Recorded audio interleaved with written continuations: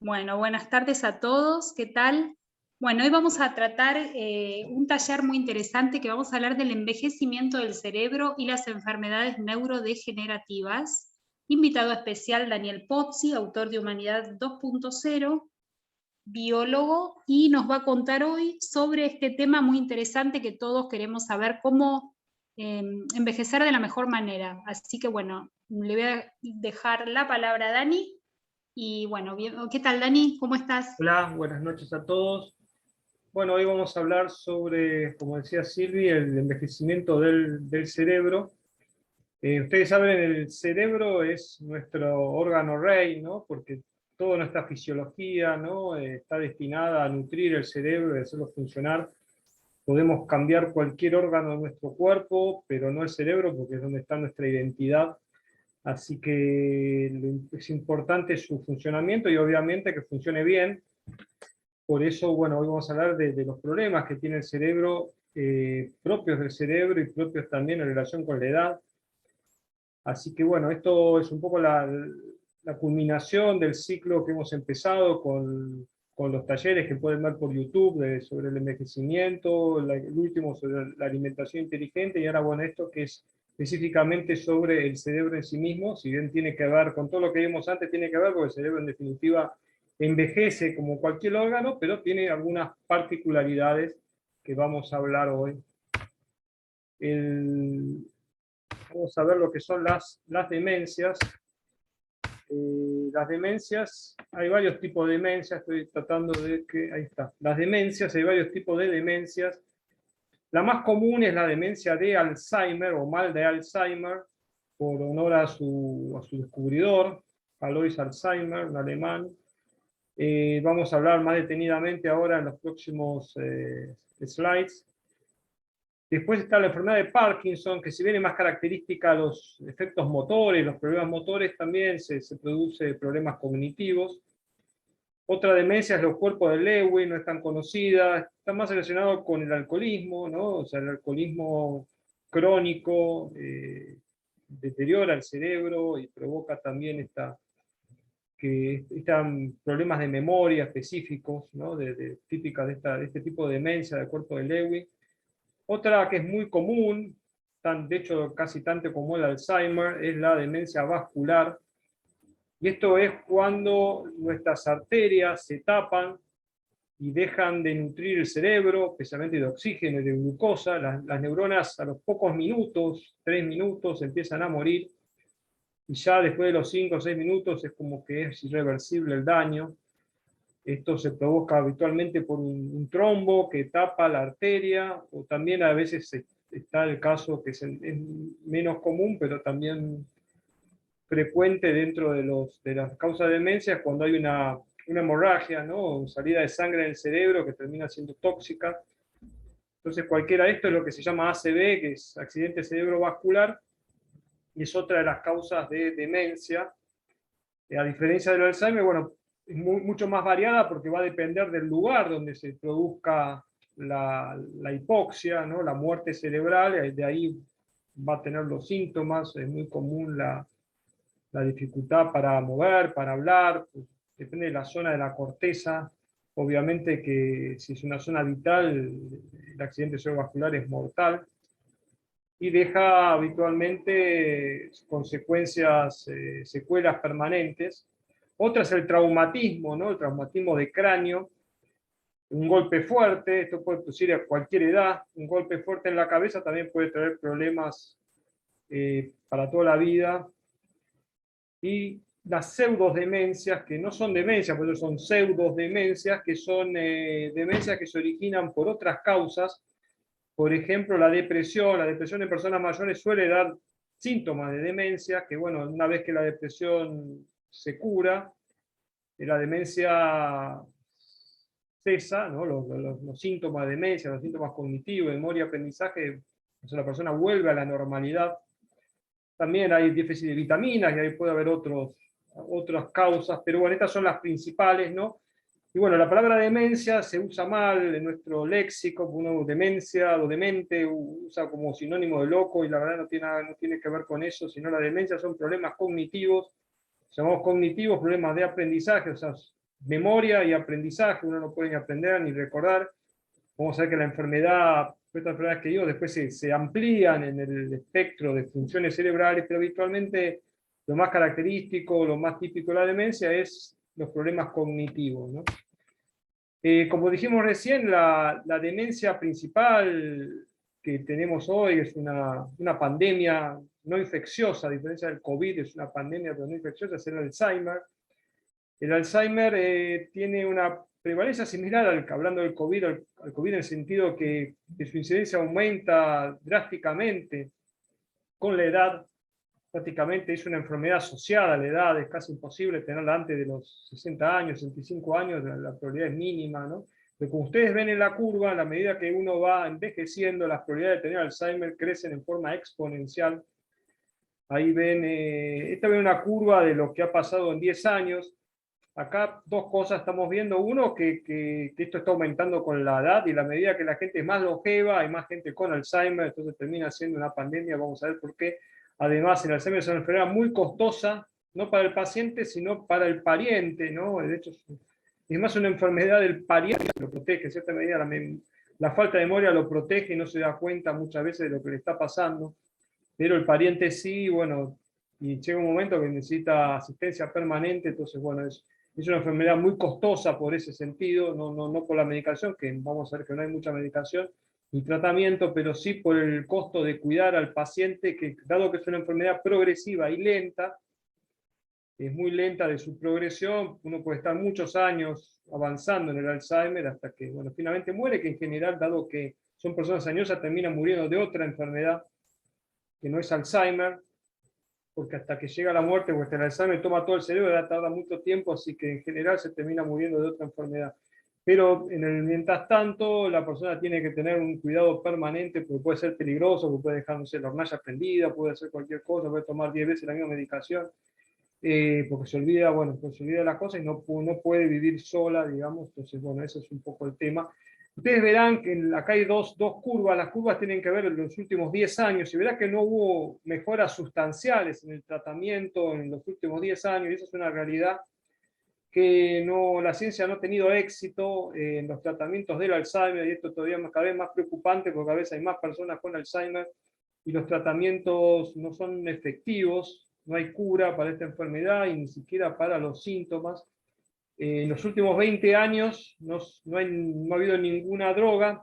Este año 2021, después de 20 años, surgió una droga que es un anticuerpo monoclonal que hemos hablado ya en los talleres de COVID, que ataca lo que se llaman placas seniles o placas de beta-amiloide, que son unas placas que se acumulan en el cerebro. Ese beta-amiloide es normal que uno lo produzca, pero es un desecho que se va, ¿no? El problema es que en el Alzheimer se empieza a acumular con los años y también se nota dentro de las células unos ovillos de proteína que se llama tau. Esas son las características neuropatológicas del Alzheimer. Las medicaciones hoy están orientadas a que no se acumule el beta-amiloide, y esto es lo que hace el último medicamento que lo aprobó la FDA, pero no se aprobó en Europa, se rechazó porque hay un poco de controversia si realmente es efectivo. Además, allá de los costos que tienen estos medicamentos, que son con anticuerpos monoclonales, hay que inyectarlos, bueno, no son tan fáciles de aplicar, pero bueno, lamentablemente por hoy no hay ningún tratamiento efectivo. Entendemos que el próximo año van a salir algunos tratamientos, pero bueno, hasta por el momento, lamentablemente, esta enfermedad es una pandemia en muchos países, especialmente países obviamente donde la población llega a edades añosas. Y bueno, fijémonos que ya a los 90 años prácticamente la mitad de la población tiene Alzheimer, y de los 80, bueno, acá dice 16, 17%, o sea, la curva crece entre los 80 y los 90, crece exponencialmente, casi menos de un 20%, pasa casi el 50%, ¿no? Bueno, lo que vimos recién es eso, las neuronas acá vemos de un lado las neuronas normales, y por otro lado las neuronas de un paciente con Alzheimer, que se acumulan esas placas. Básicamente la enfermedad empieza a nivel del hipocampo, que es la zona que tiene que ver con la memoria, y la persona pierde la memoria, bueno, se olvida de las cosas, ¿no? Y después empieza con otro tipo de trastornos, capaz trastornos más de temas que no recuerda, más allá, primero empieza con los recuerdos más recientes, después un poco con los recuerdos más antiguos, pero a veces no reconoce las caras. Además hay subtipos de Alzheimer. El de la memoria es el más común, pero hay algunos Alzheimer que son más visuales, otros que son, tienen que ver más, bueno, yo no puse dentro de las demencias, me olvidé poner la demencia frontotemporal, que es un tipo de Alzheimer que ataca el lóbulo frontal, y se lo llama demencia frontotemporal, y ahí en ese caso, como la corteza, perdón, la corteza frontal está más orientada al control de nuestras conductas, estos pacientes tienden a desinhibirse, empiezan a hablar cosas indebidas, gastan mucha plata, están totalmente impulsivos, ¿no? Maníacos, ¿no? Pues la característica a veces puede ser varias, pero todo tiene algo en común, todo esto tiene algo en común, es la muerte neuronal. Las neuronas mueren, y ustedes saben que una vez que una neurona muere no se reemplaza. A diferencia de los otros órganos del cuerpo, las neuronas son tan especializadas que al morir no se reemplazan, ¿no?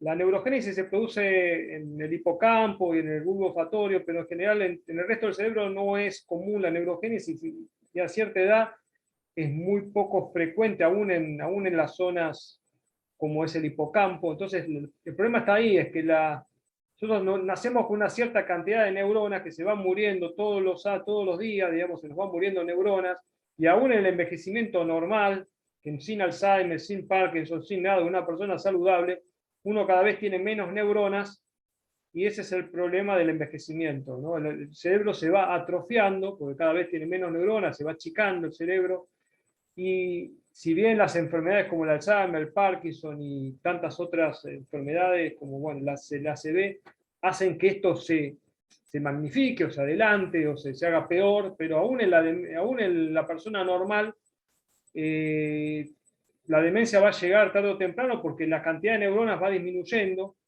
y si bien algo que se llama la reserva cognitiva, que es usar lo mejor posible las neuronas que tenemos, ¿no? Entonces, las personas que usan bastante el cerebro, digamos, que lo tienen activo, que son saludables, tienen mayor reserva cognitiva, que no quiere decir que tengan más neuronas, sino que las que tienen la usan mejor. Tienen los circuitos aceitados y andan mejor, entonces no parece esa persona, uno la habla y la ve bastante bien, bastante coherente, pero si uno le hace una tomografía, una resonancia, a ver que ese cerebro aún así está atrofiado, pero bueno, no se nota porque el cerebro que lo tiene lo usa bastante bien. Pero bueno, estamos hablando de personas normales sin estas enfermedades, ¿no? Otra enfermedad que es muy característica de las personas mayores es la enfermedad de Parkinson. Ustedes saben, el Parkinson está más asociado a lo que es los problemas motores, problemas tanto ustedes saben, bueno, el temblor, ese temblor típico del Parkinson, que si bien capaz lo más característico no es el síntoma más importante. El tema más importante es que a esta persona le cuesta caminar porque se bloquea, como que no puede caminar, y tiene un montón, tiene diskinesias, movimientos así erráticos, tiene un montón de temas, muchos orientados al movimiento, pero también tiene problemas cognitivos, de memoria, tiene problemas también de afectivos, si bien no es tan común como el Alzheimer, también tiene una serie de problemas que se van agudizando con el paso de los años de esta enfermedad. A diferencia del Alzheimer, el Parkinson tiene tratamiento, ahora vamos a ver los tratamientos, pero tiene un tratamiento más efectivo, hay varias drogas en el mercado que actúan, ¿no? Ninguna cura el Parkinson, todas tratan los síntomas, pero hasta ahora no hay ninguna droga que cure el Parkinson, probablemente la haya en los próximos años, pero bueno, todavía no.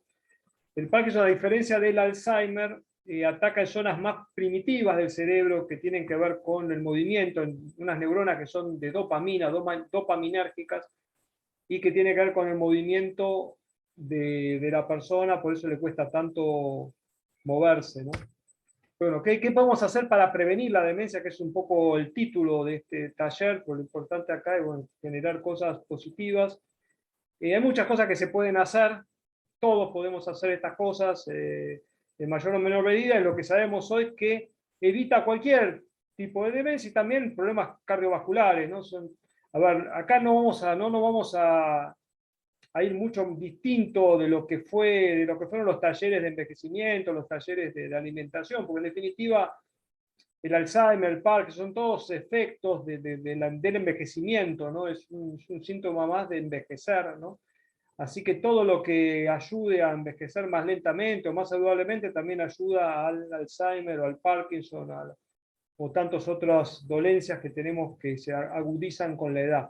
El ejercicio físico obviamente es fundamental, estar en movimiento, no ser un gran deportista, no es el tema de ser un gran deportista, por eso no ayuda ni hacer maratones de 50 kilómetros, el tema es generar movimiento, caminar, subir escaleras, limpiar la casa, lo que sea, lo que ustedes quieran hacer, que genere un movimiento, moverse, caminar en la calle varias cuadras en vez de tomarse un colectivo, caminar más, si tienen la oportunidad obviamente de hacerlo en un lugar así que fue en la playa o en un lugar verde mejor porque uno se oxigena, pero bueno, todo movimiento es importante y eso ayuda a disminuir la probabilidad de tener Alzheimer y cualquier otra enfermedad.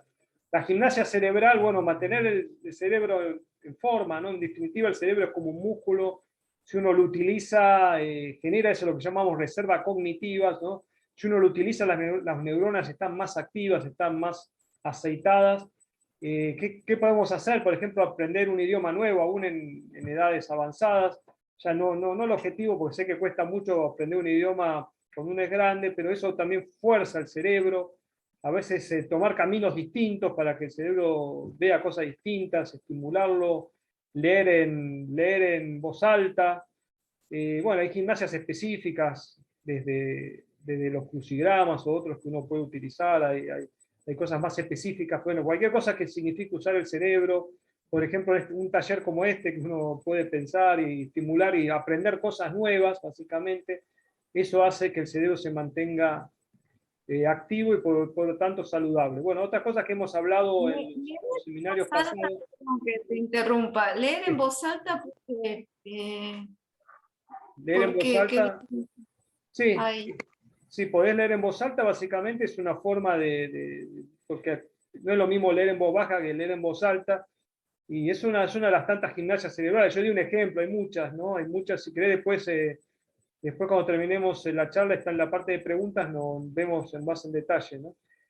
Los antioxidantes y antiinflamatorios, esto lo vimos en el taller de los envejecimientos y alimentación saludable, obviamente que el cerebro, como cualquier parte del cuerpo, necesita estar sano y por lo tanto, bueno, todo el tema del estrés oxidativo y todo lo que vimos en los talleres anteriores aplica al cerebro. La parte inflamatoria es fundamental, seguramente es una de las causas que gatilla el Alzheimer. Ahora vamos a ver un poco más algunas teorías nuevas. El omega 3, que está en los pescados, está en los aceites. También el omega 6 y el 9 también son importantes para el cerebro. Acuérdense que los 6 es un poco más inflamatorio, por eso recomendamos más el omega 3 que es antiinflamatorio. Pero al cerebro le encanta las grasas porque el cerebro tiene mucha grasa. Hasta el colesterol le gusta, porque de hecho se utiliza para la mielina, que es lo que recubre los nervios. Así que el cerebro es una gran masa de grasa, básicamente, porque toda la mielina es grasa, así que le gusta mucho la grasa, y por eso está la dieta esta MIND, o MIND, que es una dieta mediterránea que la vimos en el taller, ¿no? Así que tenemos 10 minutos más de esto antes que se corte, y también está la microbiota. Se vio en los pacientes con Alzheimer, que la microbiota es fundamental porque cuando se corta, cuando uno tiene problemas en la microbiota, que vimos que son esas bacterias que uno tiene en el intestino, está lleno de bacterias, virus, hongos, pero básicamente las bacterias es fundamental para el cerebro. Hay una conexión del intestino con el cerebro a través del nervio vago y también de sustancias que van del intestino al cerebro que hacen que el cerebro se mantenga saludable, ¿no? Bueno, la actividad mental en realidad es lo mismo que la gimnasia, yo lo puse medio tal como repetido, pero también esto tiene que ver con la sociabilización, que es otra forma de gimnasia mental, estar con gente, hablar. Hay todo un efecto que tiene que ver con sustancias que son las endorfinas, oxitocina, que se dan cuando uno está acompañado, obviamente que es mucho más saludable vivir con alguien, estar rodeado de familiares, bueno, todo eso hay hay un efecto que se da en relación a la parte social, que recuerden que nuestro cerebro, el cerebro humano, es un órgano social, está orientado a vivir con otros, Dormir bien, bueno, el dormir es fundamental, dormir 7 horas mínimo, ¿no? Hay personas que pueden necesitar menos, más o menos horas, pero es fundamental porque cuando uno duerme, ¿no? Más allá del sueño que tiene que ver con la memoria y con varias cosas, pero cuando uno duerme, el cerebro como que se encoge un poquito y salen esos desechos, como el beta amiloide, salen a través de un sistema linfático propio del cerebro. Entonces dormir es importante para sacar las toxinas. Y después, por último, evitar metales pesados. Después vamos a ver un poco algunas cosas del metal pesado, el mercurio, el cadmio, tantos otros que bueno, se acumulan en nuestras neuronas, ¿no?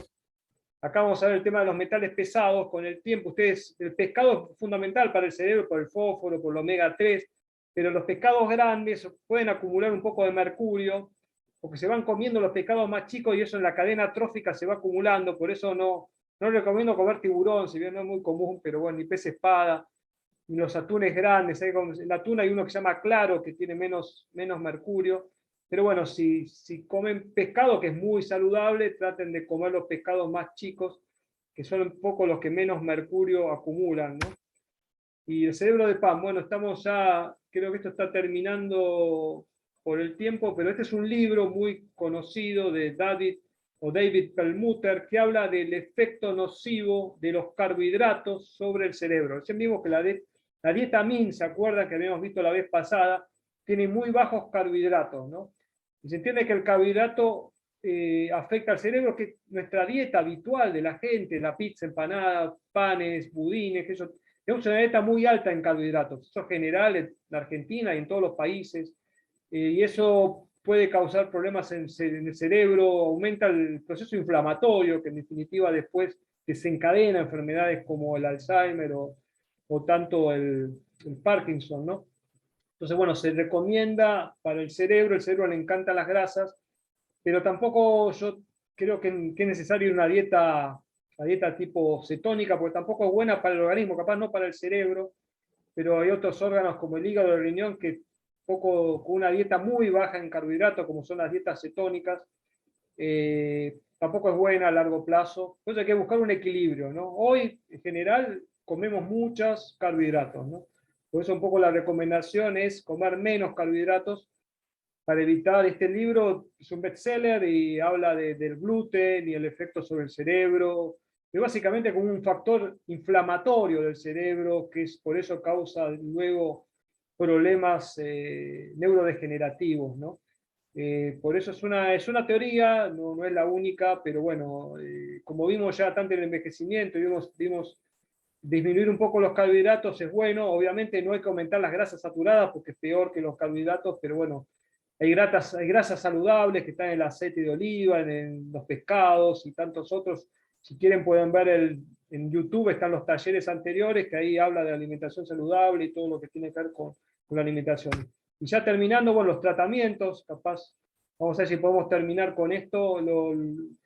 Vimos que en el Alzheimer no hay tratamiento efectivo, sí hay para el Parkinson, hay varios tratamientos que tienen que ver con la L-Dopa, con la dopamina. Lo que hacen es, no curan, ninguno tratamiento del Parkinson cura, pero sí tratan la deficiencia de dopamina, así que son efectivos y duran, pasa que 5 o 10 años, después de 5 o 10 años de tomar empieza a haber problemas porque ya el cerebro está, la mayoría de las neuronas ya murieron y se puede hacer poco. Por eso a veces se le pone un electrodo en la zona cerebral para estimular esa zona a través de un marcapaso. Bueno, es lo único que se hace, pero en el Alzheimer ni siquiera hay eso, no hay hoy tratamiento alguno. Así que bueno, esperemos que en los próximos años sí haya. Los nootrópicos son drogas que estimulan el cerebro cognitivo, la memoria. Esto lo toman no solo gente que tiene Alzheimer, sino gente normal que capaz quiere tener una buena nota en los exámenes y capaz no estudia bastante, le cuesta estudiar. Y a veces los nootrópicos pueden ser sustancias como la cafeína, como el chocolate, como, bueno, otras más tóxicas como la anfetamina, que hacen que el cerebro se mantenga activo. Obviamente esto no hace que el cerebro se mantenga siempre, tiene un efecto en la medida que dure la droga, ¿no? Hasta la nicotina, son drogas que activan el cerebro por un tiempo determinado y hacen que uno esté como más despierto, en cierta medida lo mantiene más despierto, ¿no? El BDNF es un factor trófico que usa el cerebro para la neurogénesis. Esto es algo que nosotros producimos normalmente y la idea es que en el futuro se pueda asimilar o estimular que haya más de este factor que es el que protege el cerebro y lo mantiene activo y mantiene que esas, algunas neuronas que sí se reproducen, se puedan reproducir, y es una forma de que el cerebro envejezca más lentamente, ¿no? Después anticuerpos monoclonales, vimos que son esos anticuerpos que se usan hoy para muchísimas enfermedades. Ahora se está usando para el Alzheimer para atacar estos beta amiloides y sacarlos del cuerpo. La estimulación cerebral profunda la vimos recién, se usa para la depresión, se usa para el Parkinson, vimos recién que son esos electrodos que uno le pone en zonas del cerebro, obviamente que es algo muy invasivo, ¿no? Porque uno no tiene que ser un neurocirujano. Hay tratamientos innovadores y que se llaman células madre, que son esas células que vimos en otros talleres que tienen que ver, que se reproducen y se convierten en otras células. Se ha usado en el Parkinson, a veces se usan de embriones, y también últimamente se ha logrado generar células madres de células de la piel o de otras células del cuerpo, y se ponen luego en el cerebro para que esas células se ponen para que se conviertan en neuronas y generen conexiones, ¿no?